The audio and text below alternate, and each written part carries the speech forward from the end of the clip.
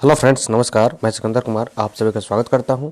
Friends, हम लोग का आगामी 67वीं बीपीएससी परीक्षा और सीडीपीओ की परीक्षा और साथ ही साथ जेपीएससी की परीक्षा को ध्यान में रखते हुए जो है करंट अफेयर्स सीरीज चल रहा है, जिसके अंतर्गत हम लोग भी जो है प्रतियोगिता दर्पण का मासिक सीरीज चला रहे हैं, जिसमें हम लोग जो है अप्रैल मई जून देख चुके हैं। अभी जुलाई का चल रहा है। जुलाई में भी राष्ट्रीय घटनाक्रम हो चुका है। अभी ये जो वीडियो होगा ये अंतर्राष्ट्रीय घटनाक्रम होगा।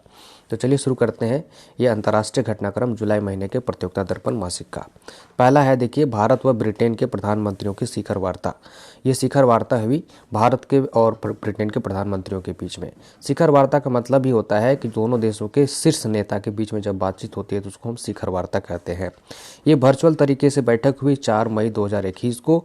वर्चुअल तरीके से मतलब हुआ वीडियो कॉन्फ्रेंसिंग के जरिए हुआ। भारत के प्रधानमंत्री नरेंद्र मोदी और ब्रिटिश प्रधानमंत्री बोरिस जॉनसन आपस में बातचीत किए। और क्या क्या बातचीत हुई इस पर हम लोग देखेंगे। तो बातचीत में ये हुई कि रिश्ते में नए आयाम के लिए 10 वर्षों का रोड मैप स्वीकार किया गया। दोनों नेताओं ने स्वीकार किया गया कि दोनों देशों के बीच जो है नए आयाम के साथ जो है 10 वर्षों का एक अच्छा रिश्ता बनेगा, है ना। आर्थिक व्यापार का जो रिश्ता होता है वो मौजूदा द्विपक्षीय व्यापार को दोगुना करना मतलब उद्देश्य रहा। दोनों नेताओं के बीच में बातचीत हुई। दोनों देश द्विपक्षीय व्यापार संबंध का दायरा बढ़ाते हुए व्यापारिक रणनीतिक साझेदारी का भी रूप आगे बढ़ाने के प्रति प्रतिबद्धता दिखाई। ठीक है। भारत के प्रशिक्षित पेशेवर को ब्रिटेन में अधिक अवसर प्रदान करने पर भी जोर देने का वादा किया गया। मतलब है कि भारत में जो भी स्किल्ड प्रोफेशनल पेशेवर हैं उनको जो है ब्रिटेन में जॉब दिया जाएगा। इस तरह की बात उन्होंने कही इस वार्ताएं में हुई। दोनों उन्नत व्यापार साझेदारी मतलब इन्हेंस ट्रेड पार्टनरशिप ईटीपी का शुभारंभ किया। दोनों जो है बढ़ चढ़ करके, है ना, इन्हेंस ट्रेड पार्टनरशिप को लेकर के आगे बढ़ने पर जो है शुभारंभ किया। व्यापक एवं संतुलित मुक्त व्यापार समझौता फ्री ट्रेड एग्रीमेंट पर भी भविष्य में बातचीत करने की सहमति जताई दोनों देश के शीर्ष नेता ने। ठीक है। हजारों की संख्या में प्रत्यक्ष अथवा अप्रत्यक्ष रूप से रोजगार के अवसर सृजित होंगे, इस पर भी दोनों ने कमिटमेंट किया। भारत ब्रिटिश वैश्विक नवाचार साझेदारी की भी घोषणा की। दोनों मिलकर के जो है मतलब मिलकर के नवाचार इनोवेशन के क्षेत्र दुनिया में भी आगे बढ़ने का घोषणा किया दोनों नेता मिलकर के। प्रवासन और आवाजाही पर एक व्यापक साझेदारी का भी शुभारंभ हुआ। मतलब प्रवासन मतलब क्या है कि वहाँ के लोग यहाँ आवाजाही कर सकेंगे, यहाँ के लोग वहाँ आसानी से आवाजाही कर सकेंगे। प्रवासन और आवाजाही पर एक व्यापक साझेदारी का शुभारंभ हुआ। पेरिस समझौते के प्रति भी दोनों देश ने प्रतिबद्धता जताई। जैसा कि जानते हैं पेरिस समझौता जो हुआ था 2015 में, वो क्लाइमेट चेंज को लेकर के जो है अपने अपना देश प्रतिबद्धता के आधार पर किस तरह से क्लाइमेट चेंज जो हो रहा है, परिवर्तन हो रहा है, पर्यावरण में परिवर्तन, उसको जो है कम करना है, कार्बन उत्सर्जन हो रहा है उसको कम करना है। तो दोनों देश जो है इस दिशा में भी आगे बढ़ने के लिए प्रतिबद्धता दिखाया। ठीक है। तो ये एक अहम वार्ताएं थी भारत और ब्रिटेन के शीर्ष नेता के बीच में। अगला है, देखिए, भारत व यूरोपीय संघ की 16वीं शिखर बैठक हाइब्रिड तरीके से संपन्न। अब देखिए यहाँ हाइब्रिड तरीके से क्या होता है। हाइब्रिड तरीके से मतलब होता है कि कुछ लोग इस मीटिंग में जो है पर्सनली उपस्थित होते हैं और कुछ लोग जो है वीडियो कॉन्फ्रेंसिंग के जरिए, मतलब दोनों तरीके से होता है संपन्न। तो उसी को हम कहते हैं हाइब्रिड। अब पूर्ण रूपेण से जब वीडियो कॉन्फ्रेंसिंग के माध्यम से होगा तो वो होता है वर्चुअल। तो ये होता है हाइब्रिड और वर्चुअल में अंतर। तो भारत और यूरोपीय संघ के बीच में जो ये बैठक हुई थी ये हुई 8 मई को। ये हाइब्रिड तरीके से मतलब क्या है कि यूरोपीय संघ की बैठक हुई तो वहाँ लोग सभी यूरोपीय संघ की जो बैठक हुई उसमें यूरोपीय यूनियन के जितने मेंबर हैं वो सब पर्सनली तौर पर अपियर हुए थे, और लेकिन भारत जो है वर्चुअल तरीके से अपियर हुए थे, इसलिए ये हाइब्रिड हो गया। ठीक है। ये है पूर्णकाल की जो पुर्तगाल जो है अभी यूरोपीय संघ के अध्यक्ष है, उसी की अध्यक्षता में ये मीटिंग हुई थी। यूरोपीय संघ में कुल 27 यूरोपीय देश शामिल है। 15वीं शिखर वार्ता 2020 में भारत के मेजबानी में हुआ था, इस बार जो है पुर्तगाल के मेजबानी में हुआ। ठीक है। तो जो प्रधानमंत्री यहीं से जो है वीडियो कॉन्फ्रेंसिंग के जरिए उसको इस सम्मेलन को संबोधित किया। भारत यूरोपीय संघ रोड मैप 2025 लागू होगा, इस वार्ता में यही बात हुई। भारत और यूरोपीय संघ के बीच में जो है एक रोड मैप 2025 का जो है उद्देश्य को लागू किया जाएगा। भारत यूरोपीय संघ रणनीतिक साझेदारी को भी मजबूती मिलेगी, इसमें वार्ताएं हुई। पुणे मेट्रो रेल के लिए 150 मिलियन यूरो का ऋण भी प्राप्त होगा यूरोपीय संघ से पुणे मेट्रो रेल परियोजना के लिए 150 मिलियन यूरो मिलेगा। भारत यूरोप कनेक्टिविटी पार्टनरशिप का दस्तावेज भी शामिल इस वार्ता में किया गया है। भारत यूरोप कनेक्टिविटी पार्टनरशिप का दस्तावेज, ठीक है, ये ध्यान में रखना है। अगला देखिए, इंटरनेशनल न्यूज़ के अंतर्गत नेपाल में संसद पुनः भंग हो गई, दोबारा हो गया।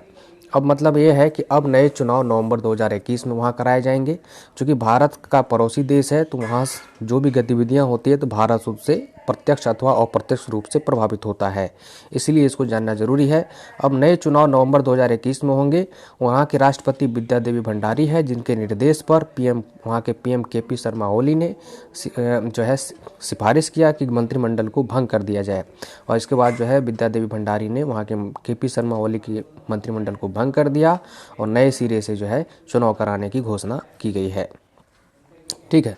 तो एनसीपी मतलब नेपाली कम्युनिस्ट पार्टी का एक धड़ा अपना समर्थन वापस ले लिया था, जिसके बाद जो है केपी शर्मा ओली की सरकार अल्पमत में आ गया था, जिसके बाद केपी शर्मा ओली ने विद्या देवी भंडारी को कहा कि जो है सरकार को ही इस मतलब भंग कर दिया जाए, मंत्रिमंडल को भंग कर दिया जाए और नए सिरे से चुनाव कराया जाए। अगला है देखिए, संयुक्त राष्ट्र महासभा के 76वें सत्र हेतु अध्यक्ष चुने गए, जो कि मालदीव के अब्दुल्ला शाहिद हैं। अब्दुल्ला शाहिद को संयुक्त राष्ट्र महासभा के 76वें अध्यक्ष के रूप में चुना गया है। अब्दुल्ला शाहिद जो है ये मालदीव देश के विदेश मंत्री हैं, मालदीव के विदेश मंत्री हैं। यूनाइटेड नेशन सत्र का जो शुरुआत होने वाला है 16 सितंबर 2021 से, इस हर साल इस सितंबर महीने में ही जो है यूनाइटेड नेशन का जो महासभा है उसका मीटिंग होता है। एक प्रकार समझ सकते हैं देश का जो संसद होता है उसी प्रकार से यूनाइटेड नेशन का महासभा होता है। तो वहाँ सभी देश जो है मीटिंग करते हैं और जो नियम कानून बनना होता है उस महासभा में निर्णय होता है। तो उसकी जब भी मीटिंग साल में एक बार होती है, सितंबर महीने से शुरू होती है, नवंबर तक चलती है। तो उसकी जो अध्यक्षता होती है, हर साल अध्यक्ष चेंज होता है। तो इस बार जो अध्यक्ष चुना गया है वो मालदीव के विदेश मंत्री अब्दुल्ला शाहिद को चुना गया है। इसमें भी बारी बारी से चुना जाता है। 5 क्षेत्र हैं, पांचों क्षेत्र से बारी बारी से उस क्षेत्र, पांचों क्षेत्र में जो जो देश आते हैं वो बारी बारी से चुने जाते हैं। जैसे कि अफ्रीका महाद्वीप से, ये एशिया प्रशांत क्षेत्र से, यूरोप, पूर्वी यूरोपीय क्षेत्र से, लैटिन अमेरिका क्षेत्र से और कैरेबियाई क्षेत्र, पूर्वी लैटिन अमेरिका और कैरेबियाई क्षेत्र एक हो गया, और पश्चिमी यूरोप और अन्य क्षेत्र से। तो 5 एरिया हो गया, अफ्रीका, एशिया प्रशांत, पूर्वी यूरोप, लैटिन अमेरिका और कैरेबियाई क्षेत्र और पश्चिमी यूरोप और अन्य क्षेत्र। इन 5 क्षेत्रों से साइकिल तरीके से एक बार जब अफ्रीकन देश का कोई अध्यक्ष बनेगा तो दूसरे बार एशिया प्रशांत देश क्षेत्र में जो देश है उसका कोई भी किसी भी देश का बन सकता है। पूर्वी यूरोप में जो भी देश, जितना भी देश शामिल उसमें से कोई एक बन सकता है अध्यक्ष। लैटिन अमेरिका से संबंधित जितना भी देश है उसमें से कोई एक देश का कोई व्यक्ति बन सकता है अध्यक्ष। तो इस तरह से बारी बारी से इसमें अध्यक्ष पद के लिए जो है सिलेक्ट होता है। तो इस बार बारी था किसका? तो एशिया प्रशांत क्षेत्र का बारी था। इस बार एशिया प्रशांत क्षेत्र का बारी था। तो एशिया प्रशांत में हम लोग आते हैं, है ना, एशिया प्रशांत में। तो एशिया प्रशांत में मालदीव भी आता है। तो इस बार मालदीव को जो है विदेश मंत्री को स्थान मिला है अध्यक्षता पद को धारण करने के लिए, है ना, चुनाव में उनको चुन लिया गया है। तो इस बार एशिया प्रशांत क्षेत्र की बारी थी जिसमें जो है मालदीव के विदेश मंत्री को अध्यक्षता के लिए चुना गया है। देखिए, यूनाइटेड नेशन ऑर्गेनाइजेशन में कुल 193 सदस्य देश है जैसा कि जानते हैं, और इसका गठन जो हुआ था 24 अक्टूबर 1945 को हुआ था, 24 अक्टूबर 1945 को। और इसकी गठन कब की गई थी? तो द्वितीय विश्व युद्ध की समाप्ति के बाद। द्वितीय विश्व युद्ध में जो हुई क्षति थी उसको फिर से दोबारा द्वितीय विश्व युद्ध ना हो इसके लिए जो है एक संयुक्त राष्ट्र संघ का गठन किया गया था, है ना। तो इस तरह से तो ये जो है आपका यूनाइटेड नेशन ऑर्गेनाइजेशन, इसका मुख्यालय कहाँ है? तो न्यूयॉर्क में है। अब देखिए इसमें जो है कौन ऐसा देश है जो यूनाइटेड नेशन महासभा के 2 बार अध्यक्षता किया है, 2 बार अध्यक्षता किया है। तो 2 बार अध्यक्षता करने वाला देश है अर्जेंटीना, नाइजीरिया और इक्वेडोर। मात्र 3 देश है जो 2 बार अध्यक्षता करने की बारी जो है मौका मिला है, ठीक है। एक बार भी नहीं मौका मिला है तो वो है, देखिए, विकसित राष्ट्र जितना भी है, संयुक्त राज्य अमेरिका मतलब यूएसए, फ्रांस, रूस, जापान, ब्रिटेन, चीन, है ना। सुरक्षा परिषद में जो अस्थायी सदस्य जितना है वो देख लिए, इनको जो है एक बार भी महासभा का अध्यक्षता करने का मौका नहीं मिला है। ये थी एक चीज़ जान लीजिए क्यों नहीं मिला है, तो क्योंकि रूल में ही है, यूनाइटेड नेशन ऑर्गेनाइजेशन के रूल में ही है कि यूनाइटेड नेशन ऑर्गेनाइजेशन के जो सुरक्षा परिषद में जो भी अस्थायी सदस्य होंगे वो अस्थायी सदस्य कभी भी महासभा के मीटिंग का अध्यक्षता नहीं करेगा। ये रूल में है, इसीलिए ये लोग को नहीं मिला है। भारत को अभी तक में एक बार अध्यक्षता करने का मौका मिला है 1953 में, ये बहुत इम्पोर्टेंट बात है। तो विजय लक्ष्मी पंडित जो कि अध्यक्षता की थी, विजय लक्ष्मी पंडित पंडित जवाहरलाल नेहरू की बहन थी। तो 1953 में भारत को मौका मिला था संयुक्त राष्ट्र महासभा की अध्यक्षता करने का, जो कि विजय लक्ष्मी पंडित ने की थी। ठीक है, तो ये है आपका।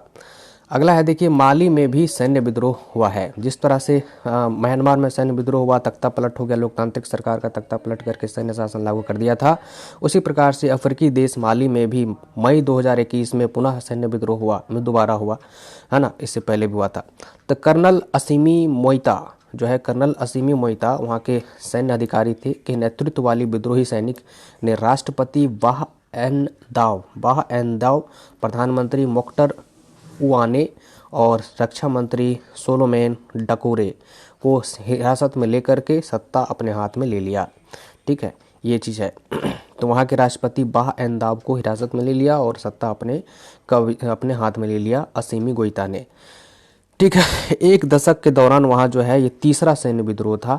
फरवरी 2022 में नए चुनाव कराया जाएगा, इन्होंने घोषणा किया है। और इस पर जो सवाल उठा तो इन्होंने कहा कि जो है भ्रष्टाचार तरीके से ये लोग जो है चुनाव जीता था और चुनाव में के बाद जो है शासन करने में सफल नहीं रहा था, इसलिए उसको तख्ता पलट दिए।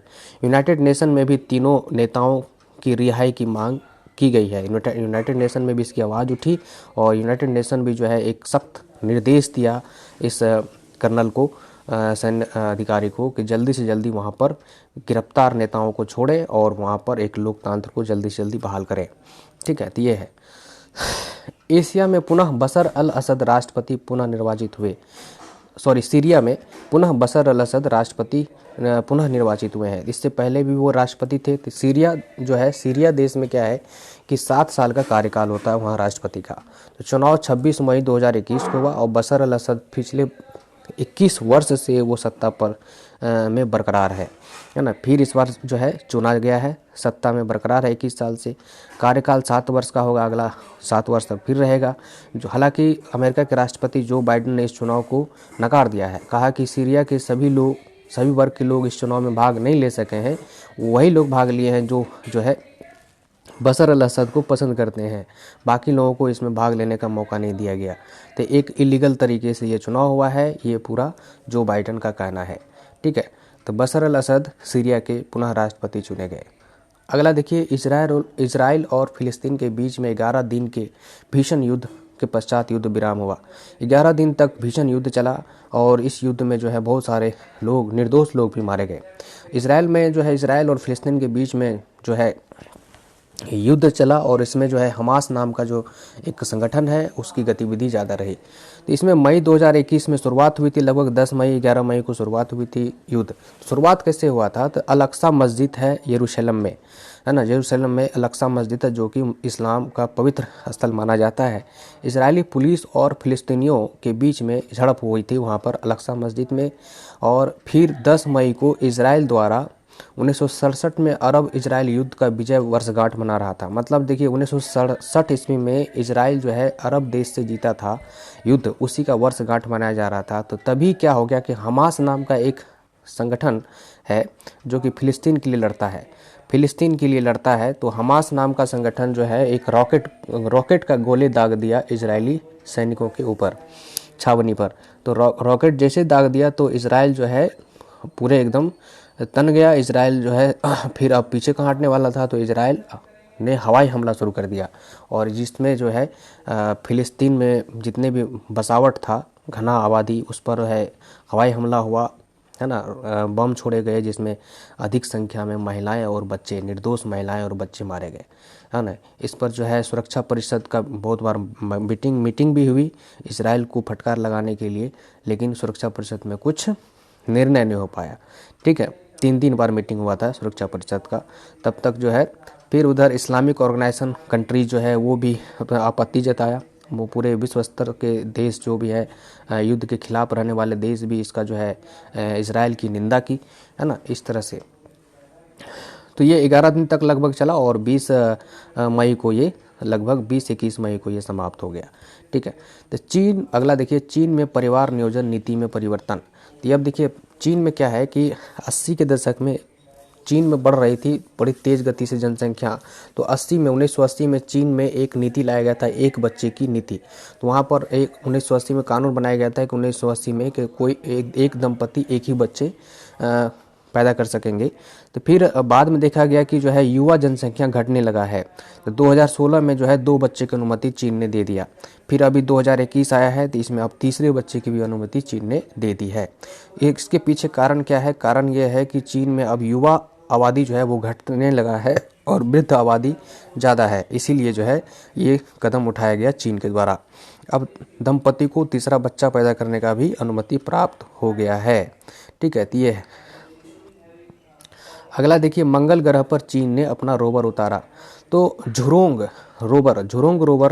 नाम का रोवर मंगल ग्रह के यूटोपिया प्लानेशिया क्षेत्र में उतारा। ठीक है, मंगल ग्रह पर रोवर उतारने वाला चीन अमेरिका के पश्चात दूसरा देश बन गया है। ठीक है, यह तियानवेन अंतरिक्ष यान का एक भाग है। तियानवेन-1 अंतरिक्ष यान का जो है यह एक भाग है झुरोंग रोवर। चीन का एक अग्नि देवता है जिसके नाम पर झुरोंग रोवर का नाम रखा गया है। झुरोंग जो है वहाँ का चीन का अग्नि देवता का नाम है। इस रोवर का वजन है 240 किलोग्राम, 6 पहिया लगा हुआ है और 3 माह तक नमूना एकत्र करेगा वहाँ पर। प्रक्षेपण जो किया गया है लॉन्ग मार्च 5 हैवी लिफ्ट रॉकेट से। ये चीन का बहुत हैवी रॉकेट है। इसी रॉकेट से प्रक्षेपण जुलाई महीने में किया गया था, जुलाई 2020 में, और फरवरी में वहाँ उस ऑर्बिटल में पहुँच गया था, मंगल के ऑर्बिटल में, और अभी वहाँ पर लैंड भी कर चुका है। ठीक है, उसके मतलब मंगल की सतह पर पहुँच चुका है। तो ये चीज़ है। अगला है देखिए, मालदीव के अड्डू शहर में भारत का वाणिज्यिक दूतावास खोलने का निर्णय। मालदीव में जो है भारत का तो दूतावास है ही, प्रशासनिक दूतावास जो कहते हैं, और एक अलग से वाणिज्यिक दूतावास भी खोलने का जो है निर्णय भारत के केंद्रीय मंत्रिमंडल के द्वारा लिया गया है और मालदीव सरकार से भी इस स्तर पर बातचीत हो गई है। तो अड्डू शहर है वहाँ मालदीव में, वहीं पर ये केंद्रीय वाणिज्य दूतावास खोला जाएगा। ये वाणिज्य दूतावास खुलने का मतलब ये है कि भारत और मालदीव के बीच में व्यापार के रास्ते और अच्छे सुगम हो पाएंगे, अच्छा से चलेगा। ठीक है, तो केंद्रीय मंत्रिमंडल इस प्रस्ताव को मंजूरी प्रदान कर दिया है। मालदीव में भारतीय कंपनियों को वहां के बाजार में पैठ बन पाएगा, इसके यही फायदा होगा। भारतीय वस्तुओं एवं सेवाओं के निर्यात को बढ़ावा मिलेगा, है ना। एक नया सिस्टम के तहत जो है वहाँ पर अपना सामान को ले जा पाएंगे और अच्छे से बेच पाएंगे। बाजार प्रबंधन बढ़िया से हो पाएगा।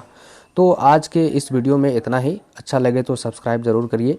और तो नेक्स्ट वीडियो में हम लोग आर्थिक वाणिज्यिक परिदृश्य देखेंगे और फिर खेल परिदृश्य वगैरह भी देखेंगे, विविध करंट अफेयर्स भी देखेंगे जुलाई महीने के प्रतियोगिता दर्पण से। थैंक यू, धन्यवाद।